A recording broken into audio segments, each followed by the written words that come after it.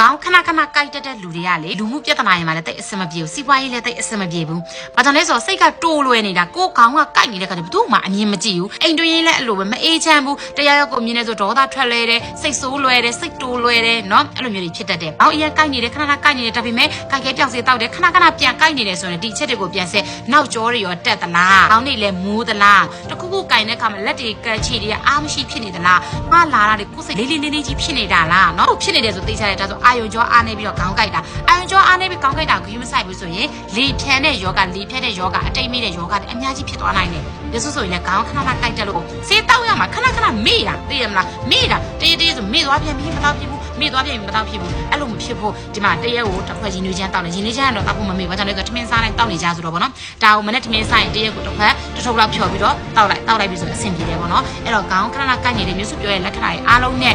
ညီနေတယ်ဆိုအာယုံကျော်အား